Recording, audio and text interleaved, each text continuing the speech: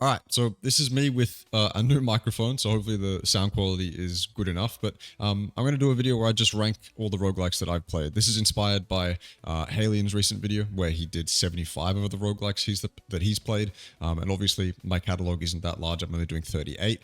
So if you want a more comprehensive account of a much larger catalog, then go check out his video. I'll link it in the description. But I'm going to do my best to do this quickly and do it efficiently.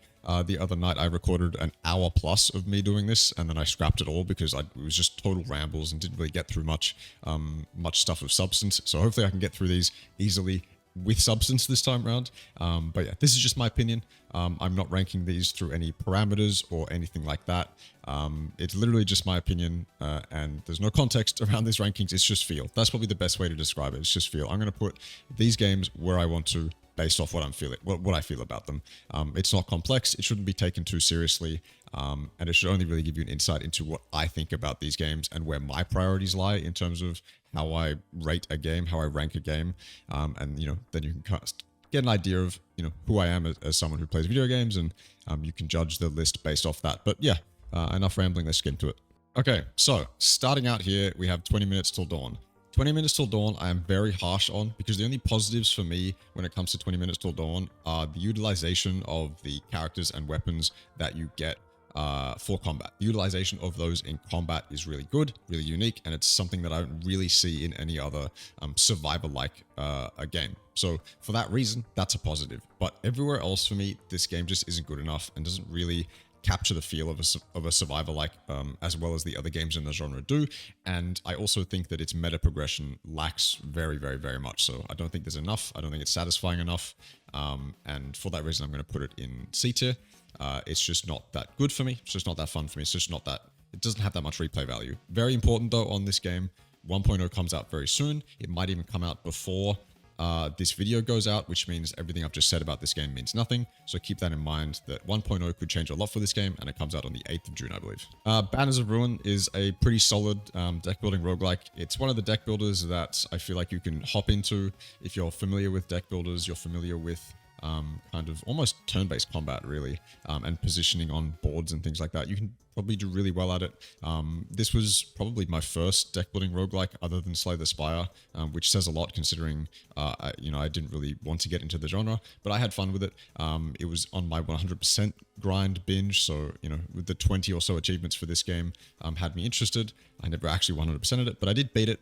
I didn't beat the final secret boss, but I did beat the game, and I had fun while doing it. There was a decent amount of challenge. I felt rewarded for the decisions I made in the run, and I enjoyed it. Like I think this is a pretty solid deck builder that you might not get as much time out of than other games like Monster Train, Vault of the Void, things like that.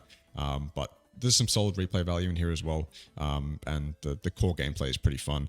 So yeah, definitely a good deck builder. Not the best, and I didn't, obviously without having too much replay value, it's hard to have a lot more fun than I did, but I enjoyed it, so solid B tier.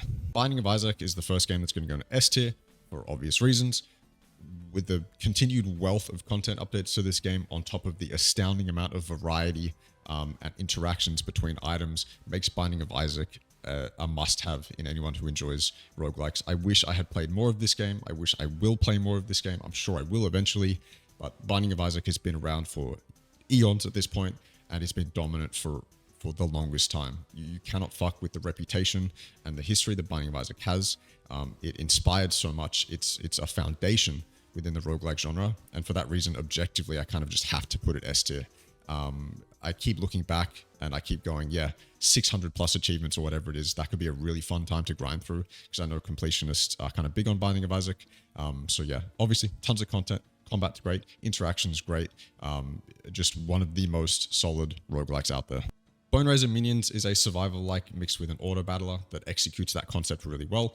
I've made a previous video on it. I think it's pretty damn good. There's a ton of progression to get through, and the auto battling side of combat feels really good.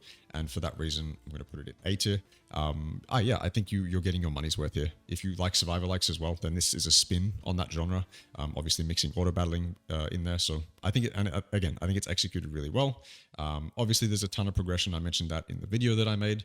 But on top of that, I think combat, sound design, visuals, they're all pretty good. For being in early access as well, this game has a ton of content to get through, including a card game mini game on the side, which is, crazy that a developer would introduce something like that and simultaneously be able to keep up with the core gameplay mechanics. So Boneraiser Minions, it's a solid survival like that gets an A from me. Brotato will go in A tier as well, but above Boneraiser. Boneraiser is probably going to be pushed down a lot. Brotato for me, when it comes to survival likes, combat and sound design are crucial. Obviously, you're doing that 99% of the time, as well as progression and difficulty. But Brotato's sound design is so damn good. And on top of that, the oomph of combat in Brotato is really satisfying as well. I really love this game. And I think that the replay value in just increasing the difficulty multiple times on each of the characters is enough to keep me coming back, and it's enough for completionists as well, which says a lot given that the meta progression really only exists in completing achievements to use different characters and items in the run. There's no account level, no weapon level or anything like that. It's just increasing the difficulty and unlocking some items, but that's enough, man. That's enough. Brotato gets combat, sound design, everything that you should get about a survival like right, and in its own unique way. And there's a shitload of characters in this game. To play with, and obviously that changes up how you play your run, and I really, really like that about this game. So solid A tier from me. So Crab Champions came out, and everyone was like, this is just going to be some joke, something that I don't really have any interest in, because it's just going to be a meme game, and it's not really going to be taken seriously.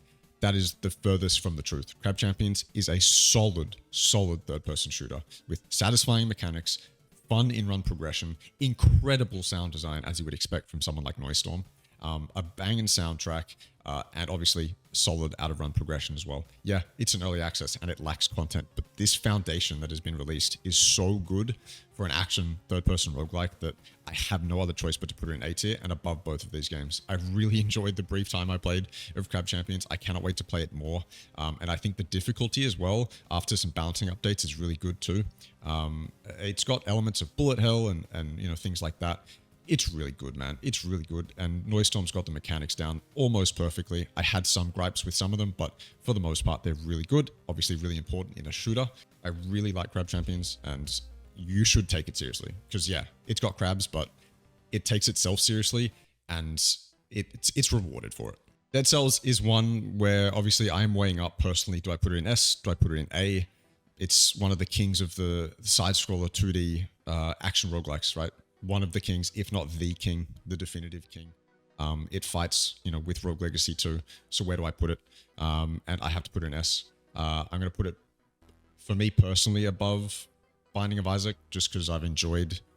I think I'll go with objectives this time. So I think objectively, obviously, Binding of Isaac has had a much better impact than Dead Cells. But Dead Cells has had a really good impact too. And on top of that, it's a solid game. This game's hard. I haven't even beaten it yet, even though I put, I think, 20 plus hours into it. Don't talk shit, please. But Dead Cells is solid, really solid. Satisfying, visceral combat. Really, really visceral combat in Dead Cells. And I usually shy away from 2D games, side scrolls and things like that, but Dead Cells has made me want to get into that genre more because it was so solid. So Dead Cells, obviously, it's got a ton of progression to boot, tons of things to do, tons of achievements to get. This game is just challenge. It's raw challenge, and it executes that challenge perfectly. So Dead Cells gets a solid S. Excellent. Deadlink, Deadlink, man. Deadlink is way above probably a lot of A tier for me. And the reason for that is when you're doing an FPS roguelike like Deadlink is, when you're doing any FPS, you have to get the mechanics down pat. Shooting mechanics, movement mechanics are essential to any shooter, and Deadlink understands that. These guys understand that, and they fucking aced it. It takes inspiration from things like Doom, and obviously does its own thing with it, and fucking aces it. Deadlink is one of the most solid FPS roguelikes out there, if not my favorite below Roboquest. I really think Deadlink will become a great roguelike once more content is added, once more replayability is added, and you have a reason to go back to it over and over and over again. But for now, the foundations it's laid within its in-run progression and its actual core mechanics are so solid, I have no choice but to put it in A, and I really like the game for that reason. One of my first videos was on Deadlink, and for good reason. This game's solid, bro. Really damn solid, and it understands mechanics, so A tier for sure. Despots game is a auto battler, and it's one that if I probably understood more, it would rank higher on this list. And while I've had fun playing it, and while I've probably put more time into this than I thought I would, I can't really see this, just for me personally, being in any other tier than B.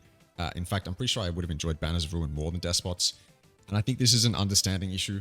I play TFT and things like that, so building a team that's optimal is something that I understand, but I could never really get behind Despots. One of the things that rubbed me the wrong way was the food mechanic. I'd try to build my solid team and then run through the dungeon and just fight as many enemies as I could and get stronger and stronger and stronger, but I kept being interrupted by the food mechanic, having to feed my team.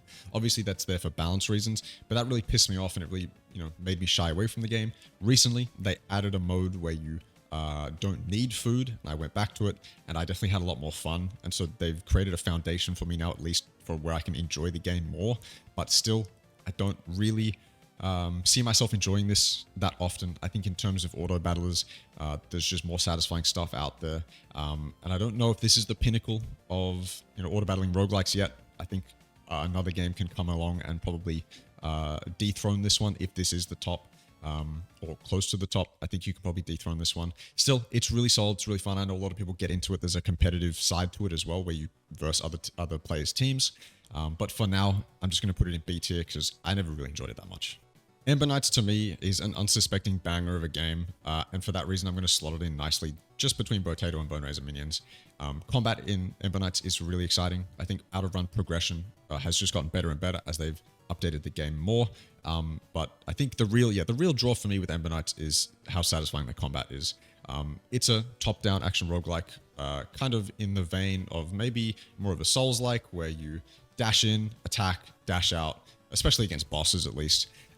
But it's satisfying. It really understands, how to do combat within the art style and within the style of the game that it's actually going for. It's hard to explain, but like art style and combat style kind of have to match. And even the, minutia of the mechanics is something that you'd have to perfect as well when you mix both those things. And I think Ember Knights does it perfectly. I think there's a lot to Ember Knights that you can enjoy. Again, progression on the outside of the game to go through, solid challenge within the run that, involves, skillful maneuvers. It's not a game that you can just run through, and it's co-op as well, which is a nice thing. So Ember Knights, definitely A tier for me. For the King is a game that is bolstered by the fact that you can play it with friends. As a solo player, I probably wouldn't have enjoyed this game as much, but with friends, it's above Crab Champions for me. With friends, For the King is a great time. And I think if you played this game with friends, you understand why. You work together, you defeat bosses together, you help each other during the run. And if you have a team that goes fast or a group of people that goes fast through the game, obviously it's even better, Sometimes it's like Civ and you're waiting for your mates to make a turn, but no, for the most part, For the King is really solid. And for a turn-based game, I found myself having a lot of fun. Someone that doesn't really enjoy turn-based games that much, For the King was a really solid time for me.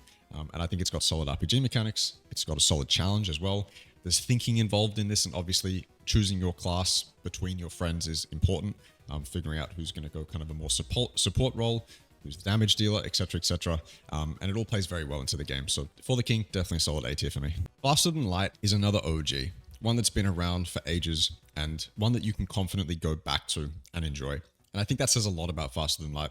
Faster Than Light looks and plays better than a lot of the early access games that are released today, even though Faster Than Light was released so long ago. This is a game that is incredibly solid, just fundamentally. That again, you can just return to it whenever and have a good time playing it.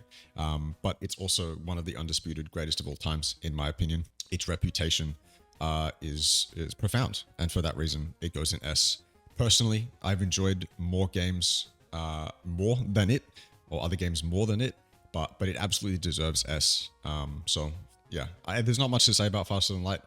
It's iconic, and to put it in anything other than S feels unfair to its reputation. Feels unfair to the game play that it actually provides. So yeah, Faster Than Light S tier. Gunfire Reborn is one that I've played for 180 plus hours, and I've enjoyed all my time in Gunfire Reborn, mainly because I play it with friends often. That said, Gunfire does one of the things that I just can't forgive it for, and that's fucking up the first-person shooter mechanics. Movement is one of the least satisfying elements of Gunfire. maybe even one of the worst done movement systems I've ever played in a first-person shooter to date. And that hurts Gunfire more than the developers of it probably know. Shooting is less so, but still, shooting isn't helped by the fact that movement sucks. Gunfire does almost everything right in terms of building, challenging, variety, progression, meta progression, in-run and out-of-run progression, of course. It does almost everything right, and I praise the developers for continuing to update the game and provide content for it, paid or not. But to mess up the core mechanics of a first-person shooter means that it loses its spot in S tier for me. It'll go in A tier because I think it's a great game that is worth your money and you'll get hours and hours of replayability out of it, but it doesn't deserve to go in S because it fucks up the first-person shooter mechanics. Hades is going to go straight to S above everything else and stay there. So, yeah, this is the winner, essentially. To me, I don't know much about game dev behind the scenes. I don't know what goes into it, but Hades is a game that perfects everything, at least to me, on the surface level. Story, characters, writing, voice acting, stuff that I don't usually pay attention to, perfected. Actual combat, some of the most satisfying and just raw enjoyment combat I've ever played in any video game ever. Hades gets that right. Out of run, in-run progression, some of the most satisfying that you will have ever played in a roguelike. And I said this when I made my replayability video on Hades, but one of the big factors in replayability is the challenge. Rarely does a game come along where the challenge is so satisfying to actually overcome that you go back to it straight for the challenge. At least for me personally. Hades is one of those games.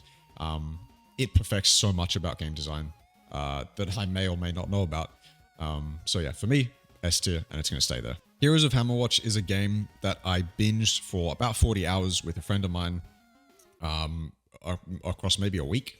And I really enjoyed my time with it. I really did enjoy my time with it. Heroes of Hammerwatch is a top-down action roguelike where essentially you just kind of go through a dungeon like you would in a lot of other dungeon crawlers, beat the boss, come out, spend currency on progression, go back in, rinse and repeat.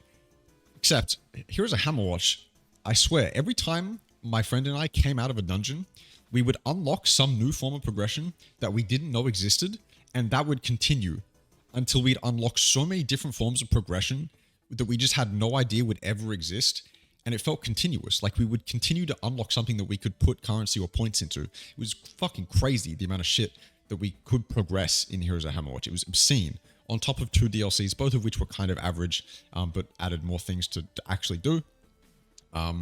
But saying that, it was just a binge for about 40 hours, and I have never played it since. But I really enjoyed my time with it. I think it's got hundreds of hours of replayability if you really want to get into it. And I think that the combat is satisfying enough to actually put those hours into. And I think the progression is obviously a big grind. But if you like a big grind, then Heroes of Hammerwatch is probably for you. So for that reason, I'm going to put it in A tier. Definitely above everything below it. But yeah, these other games kind of just beat it out. But yeah, solid game. A lot of games going into A tier, and Inscryption is going to be one of them. Inscryption is a really unique deck building roguelike that you definitely would have heard of by now. And if you haven't played it, I probably would. It starts out as, you know, a kind of regular roguelike deck builder. And then just gets progressively crazier and crazier and continues to add elements of gameplay that you just would never expect. It's mixed. It's got a ton of different genres mixed into it and a ton of different elements that really all play into it exceptionally. And it's one that I really enjoy playing. So yeah, for that reason, for the surprise factor, for the fact that it's also got solid, core deck builder mechanics, done pretty well. It goes straight into A tier. And I'll happily put it above Ember Knights for now, although I've enjoyed all the other games above it more so. Into the Breach is the second game, I believe, from the developers of Faster Than Light, and I really enjoyed this one.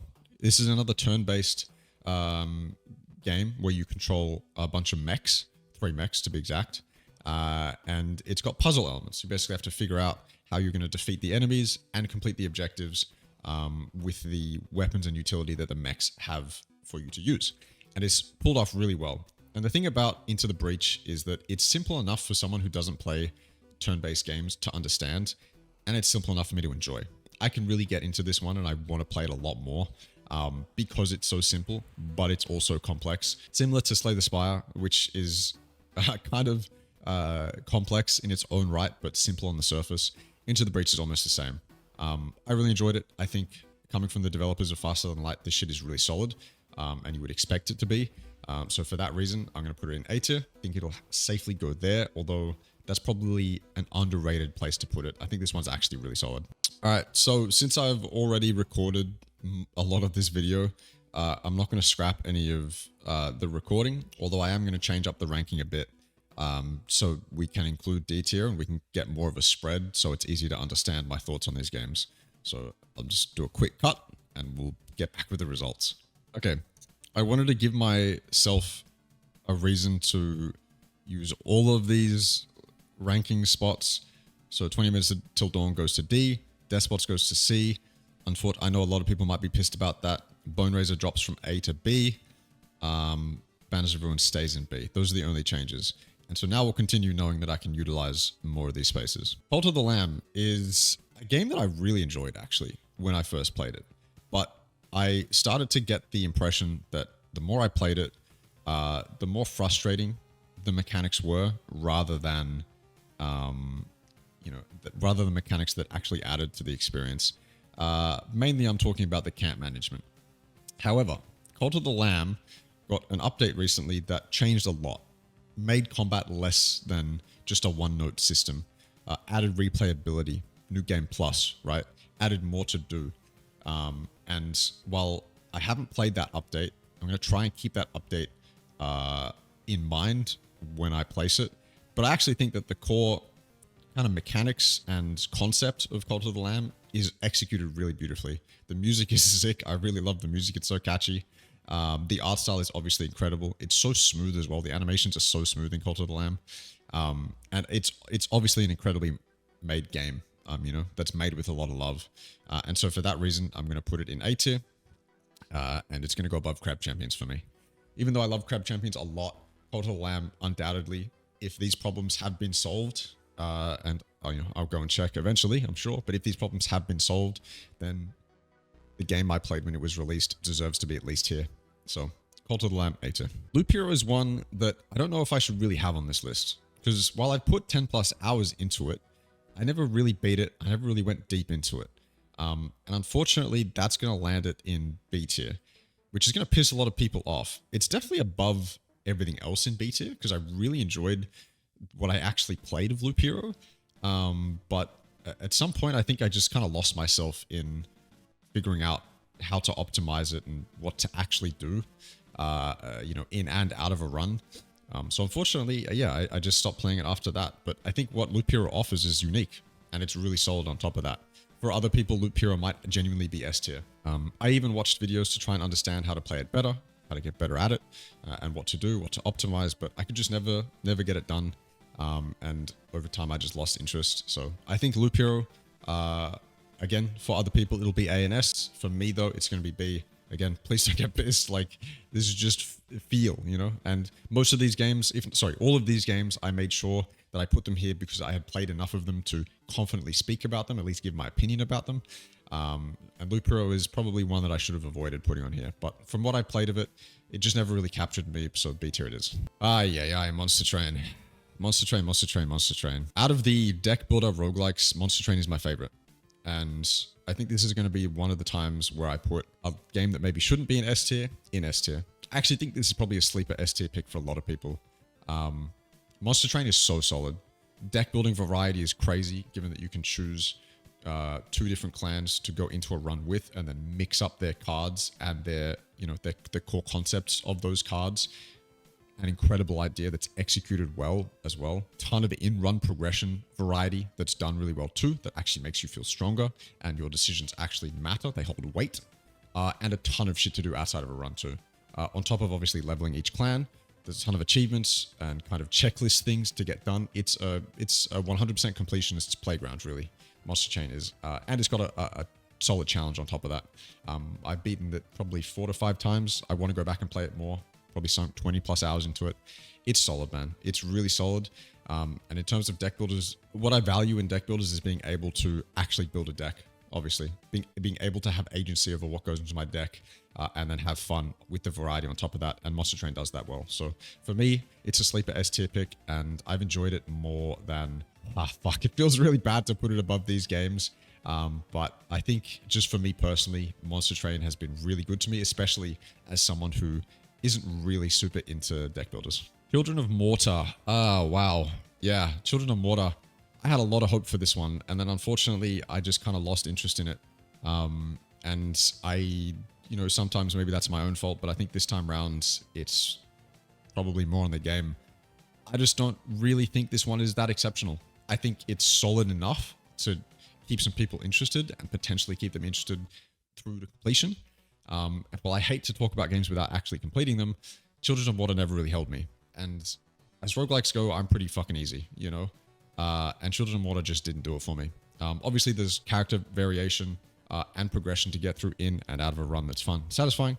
I remember enjoying my time a decent amount, but it was just okay. I think that's the best way to put it. If you're going to look for an action roguelike, then you can spend your money in better places, essentially. Also, one thing that pissed me the fuck off, I watched this, or I started playing this game during my 100% binge, like I was going through 100% as many games as I could, and Children of Morta had a shitty fucking multiplayer achievement, and I hate that, because I don't want to do a multiplayer achievement and force my friends to come in just so I can get an achievement 100% of the game. I just don't feel like doing that. Just Cause 3 had the same fucking issue. So Children of Morta, it rubbed me the wrong way with that one. But of course, that doesn't go into my thoughts. It was just average. Definitely above Despots game for me, but Children of Morta, I'm going to put it in C tier. Muck is a solid game to play for an hour or two every now and then with your friends, just to fuck around and see if you can beat it. It's a great fun time, but it's got not much depth. There's not much to this game. And for that reason, I think it's going to go in C tier. Fuck, do I put it above games that actually try? Because keep in mind that this is made by the guy who made Crab Game. Yeah, I'll put it in C tier. Definitely doesn't deserve D. It's fun. It's got satisfying mechanics. It's just not deep at all, and it doesn't take an incredible amount of time to beat. It's a fuck around game, really. So yeah, Muck will go C tier. Neon Abyss is one that I actually think probably deserves a lot more love than it gets. But at the same time, it's one that didn't super catch me, didn't really engage me all too much. I think that the variety of weapons is crazy, and a game that emphasizes a variety in weapons and then backs that up with exactly that deserves some sort of praise. From the time I have played of this game, I really enjoyed it. There was a period where I refunded it just because I got bored of it, but then I came back to it and realized, yeah, it's actually pretty solid. So Neon Abyss, definitely enjoyed it more than Banners of Ruin and Boneraiser Minions. I think it's a solid B tier. I don't think it's anything exceptional. It's probably one of the games you can get into and then you understand that it deserves to be A tier, S tier, maybe even. But for me personally, it didn't capture me enough, but it was fun. I think variety's solid. In terms of 2D side-scrollers, obviously a genre I'm not too keen on. It captured me, it engaged me, and it was fun. And boss fights are really good too. So yeah, Neon Abyss, solid B tier. Ravenswatch is a game that understands how to make satisfying action roguelike combat, where your decisions matter as well. Ravenswatch gets that. And of course, it gets that because it's from the devs of Curse of the Dead Gods, which is a game that received praise, and definitely captured or, capitalized on the Hades craze. But for me, Ravenswatch doesn't deserve to be in A tier. It'll go in B tier, above Banners of Ruin and Boneraiser Minions, and even above Neon Abyss, just because I think its combat is so fluid, so solid, and its combat where decisions matter. Put it at the top of B tier. But at the same time, there's not enough content in here to justify enough play time or enough replay value. There's just not enough, out of run progression and in run variety to really justify multiple hours of play. There is difficulty increases that you can go through if you wanted to, and that obviously provides a nice challenge, and that provides replayability in itself if you wanted to. But I'm someone who kind of needs variety and a lot more out of run progression and things to do to keep me engaged. And Ravenswatch doesn't have that right now. It's only got one stage as well, only one map.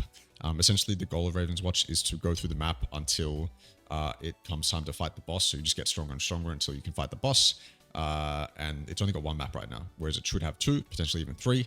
And the one map just doesn't do it doesn't do it enough justice to put it in A tier. Although I do think, again, because its mechanics are so solid and I like the combat, it deserves to be top of B.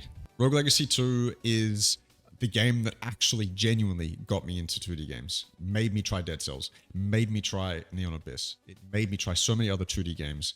And for that reason, I'm going to put it S. This deserves to be S as well. Like, I don't think you can dispute that Rogue Legacy 2 deserves to be S. As 2D side-scrollers go, action roguelikes go, it's solid. Really solid for so many reasons. One of the reasons it captured me was because of the progression. Obviously, there's a shitload to go through on top of challenges and achievements to beat, hard bosses to beat. This game is hard. It's going to take some learning and some getting used to. But the other thing that captured me about this game is how easy it is to learn. You fight one boss or you fight one, basic enemy inside part of the map, and then you go back to it understanding what it does. If you die to that enemy, you know what the attack is and you can try and avoid it. And after that, it's a skill issue if you can't, right? So everything in this game is easy to understand, but there are obviously intangible kind of complexities to it that really elevate the gameplay a lot. On top of that, I think combat and sound design are excellent. Truly excellent in Rogue Legacy 2. It is incredibly satisfying to kill enemies, pick up the gold, and all the other great stuff. I think the amount of variety with the traits, obviously, that your heirs get is incredible. So Rogue Legacy 2 absolutely deserves to be S tier. Bottom of S tier, absolutely not. For me personally, it's going to go above everything else. I really do love this game, and as soon as it came out, I sunk 60 hours into it for good reason. Roboquest, hi. We're getting to some big boys now. Roboquest is an FPS roguelike that deserves all of your praise, and for good reason. As I said before with Deadlink and Gunfire, mechanics are crucial to a first-person shooter. If you can't get those right, chances are you're not going to be successful. Roboquest understands that, and it gets them right to boot. It is such a fast-paced game with excellent first-person shooter mechanics and an incredible soundtrack made by Noise Cream. Check him out on Spotify. The soundtrack is so fucking good. I cannot get over the soundtrack. In-run progression is surprisingly varied. You get a surprising amount of options, and you've gotten more and more as early access period has gone on. But I can't get you guys to understand just how important first-person shooter mechanics are, and Roboquest understands that, and I said aces them. And for that reason, straight into A tier above Deadlink, close to Gunfire. You'd think that because Roboquest and Deadlink ace FPS mechanics and Gunfire doesn't, that they would go above, but Gunfire does a lot right, and it's in its full release, whereas Roboquest and Deadlink lack progression. Roboquest, for me, probably jumps to S tier once 1.0 is released, and if the meta progression is good enough. But for now, it's solid enough to get itself into top A. Rogue Genesia is another survival-like, and it's one that I think deserves to go to the top of C. It's a game that once it gets to the end game, it's really fun, and I think the progression is really, really good.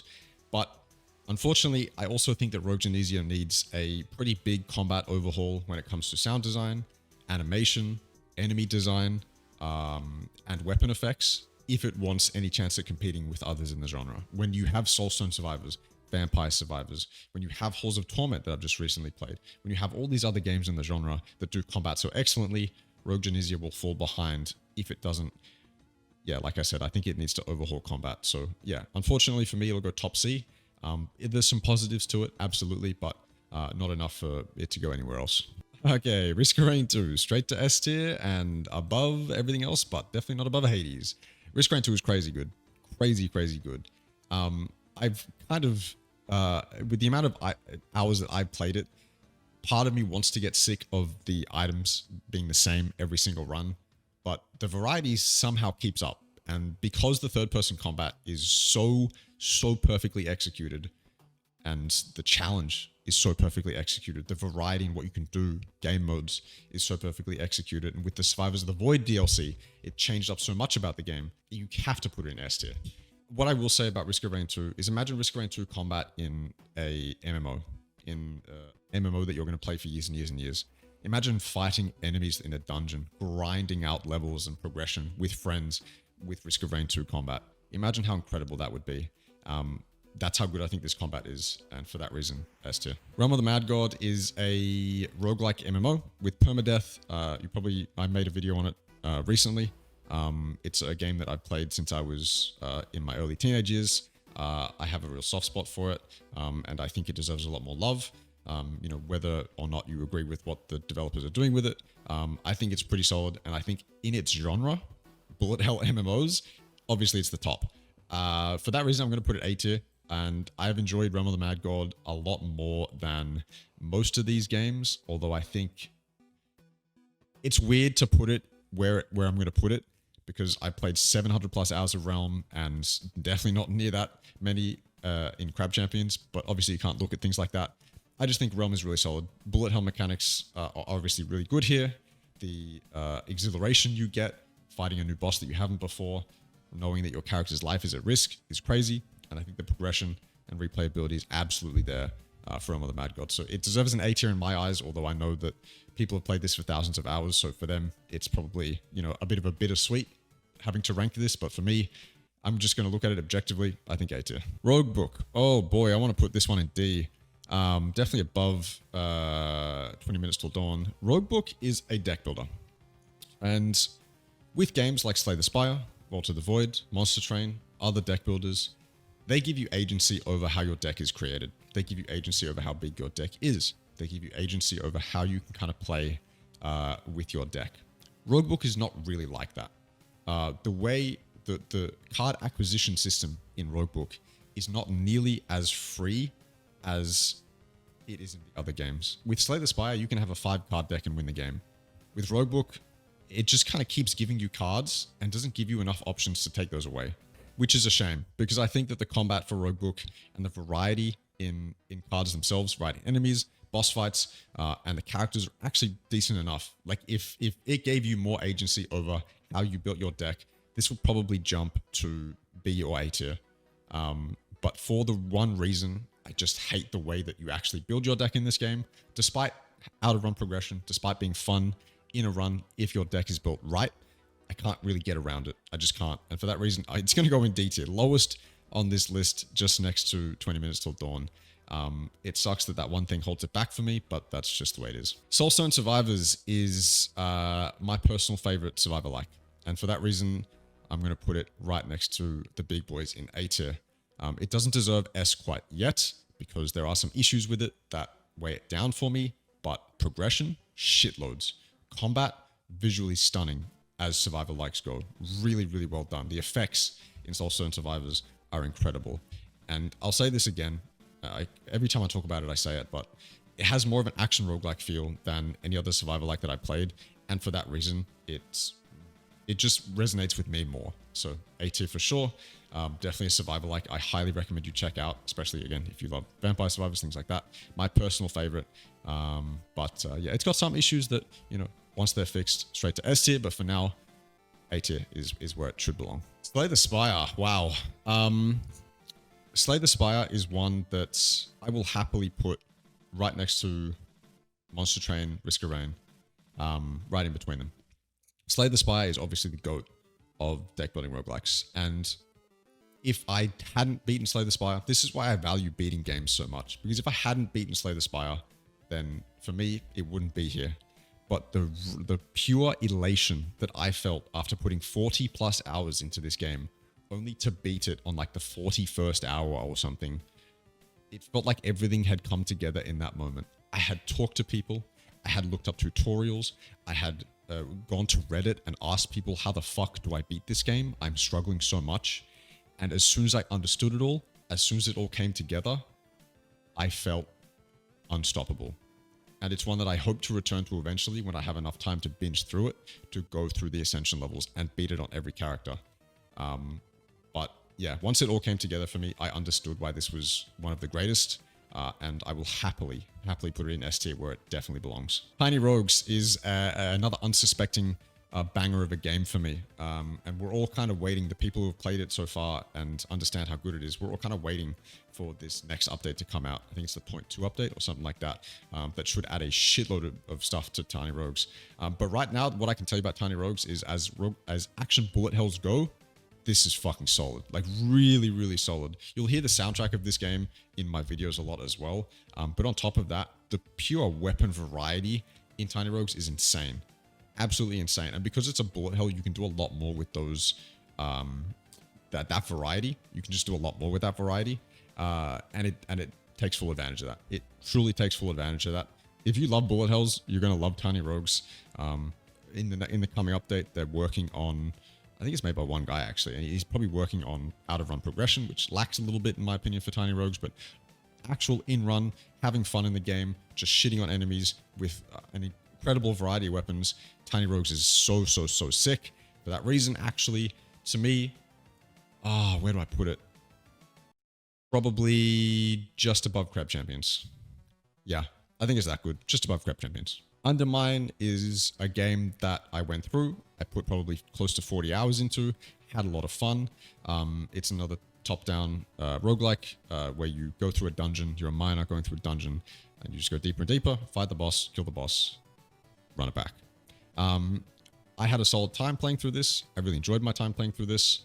I think it's probably a lot better than a lot of people would think it is. And it's got solid progression and some challenges, obviously, for you to complete as well. My one issue with Undermine is that generally I like roguelikes that give you kind of crazy power-ups and crazy abilities, whereas Undermine you only have a pickaxe, and the upgrades for that pickaxe, what you can do to that pickaxe in run and out of run, feel really underwhelming. And while it's balanced, makes sense within the game and the boss fights are challenging with it, I just can't really get around that. You know, I like being given kind of overpowered shit from time to time, and Undermine didn't really give that to me. I found myself looking for the same upgrades every single run just so I could have, you know, some sort of, you know, elevated fun.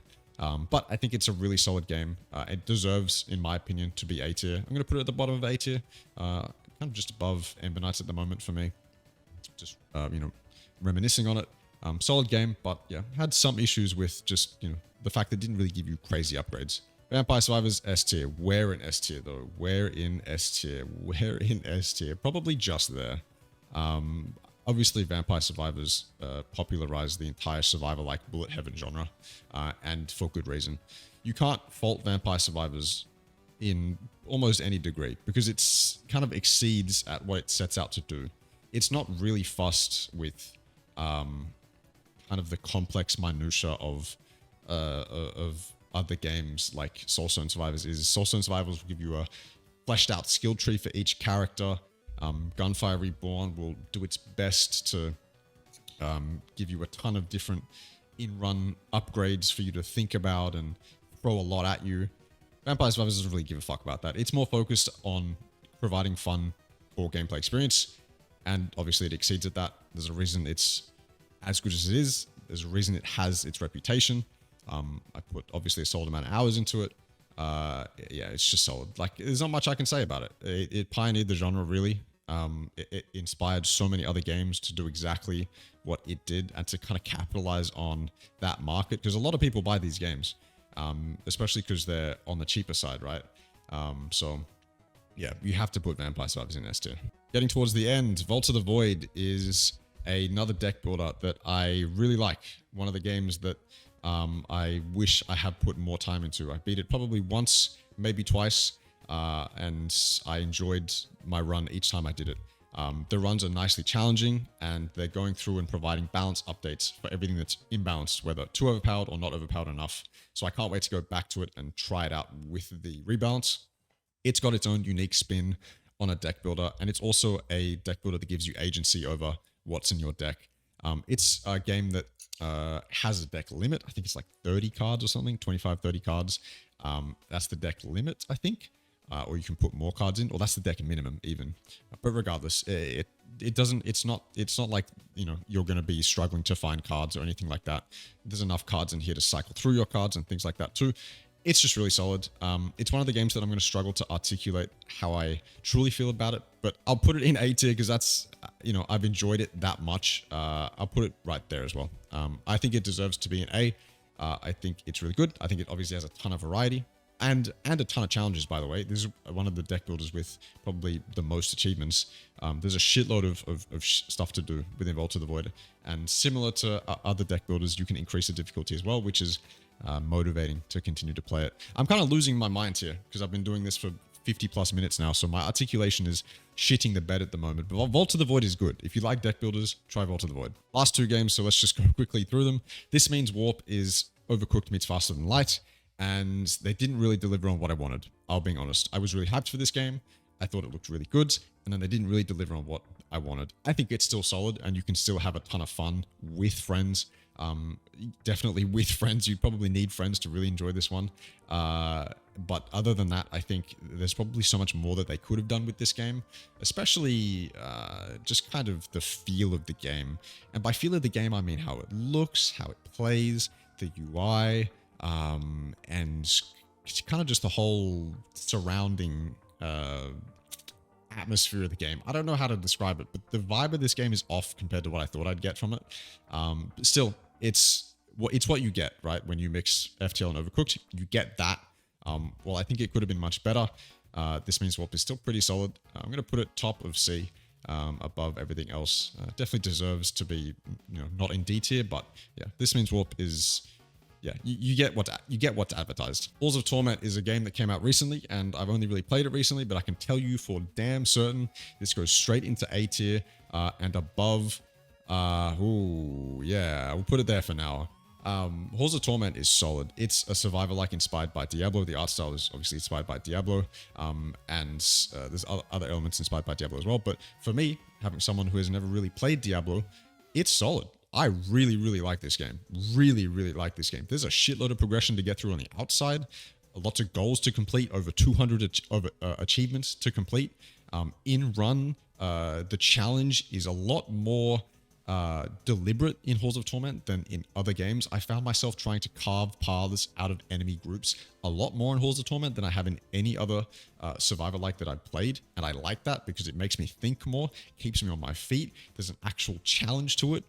It's more engaging, but I also think that sound design, effects, and everything are well done enough to put this in A tier. Basically, as I said, articulation, shitting the bed, been doing this for quite some time now. I can't wait to be over with it, but yeah, I think Halls of Torment is gonna be probably number 3 on my survivor-like list once it continues to get more updates. Obviously, the top 3 being Soulstone, Vampire Survivors, and then number 3 is kind of up for debate. Halls of Torment can take that spot guaranteed. And that's it. Oi, oi, oi. All 38 of the roguelikes that I am confident in being able to speak about. I'm going to quickly look over this and see if it needs any reshuffling. And I'll be back in a moment. What I'm going to do one quick change. I'm going to move Children of Morta above Rogue Genesia, and Despots game above Rogue Genesia. I think just in terms of actual game design and recalling how much I enjoyed each of these games, how much time I put into them, both of these games deserve to be above Rogue Genesia. But that's the only change I'm going to make. This is my list. Love it or hate it. For the most part, I just did this off feel. If I was going off specific parameters, context, objective impact, objective game design, things like that, this list would look a lot different. So yeah, obviously this may stir some controversies depending on how many people it catches in the algorithm. But for now, I'm pretty damn happy with this list. And yeah, if you want to discuss, definitely leave a comment, please. One of my favorite things about doing this whole YouTube thing is that I get to discuss it with people in the comments. Obviously, no hard feelings. Please be respectful. You probably think that having Loop Hero in B is psychotic. You probably think that I should have, Dead Cells or Binding of Isaac above some of these games. Maybe you think Monster Train doesn't deserve to be here. Maybe you think I'm overvaluing Deadlink, Roboquest, Gunfire. Maybe some of these games deserve to be above them. Discuss that in the comments. Let's have a talk. But again, remember, my personal opinion. So obviously it's nothing personal, but yeah, this is my list. Hope you enjoyed. I've been doing this for over 50 minutes, so I'm going to go chill. But thank you very much for watching, and I will see you next time.